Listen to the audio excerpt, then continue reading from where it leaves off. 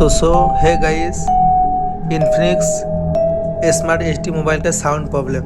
तो आप सबका मैं आज सोल्यूशन देने वाला हूँ। तो आप सबसे पहले सेटिंग में जाइए। सेटिंग में जाने के बाद आप साउंड वाला ऑप्शन जो है उसमें दबाइए। ये है साउंड वाला ऑप्शन। इसमें दबाने के बाद आप जाइए, देखिए एक घंटी वाला जो है उसके नीचे देखिए 2 टिक लगा हुआ है। उसमें से नीचे वाला टिक को हटा दीजिए। हटाने के बाद अभी आपका मोबाइल में फ़ोन लगा के देखिए, आपका मोबाइल में साउंड आने लगेगा, रिंगटोन बजने लगेगा।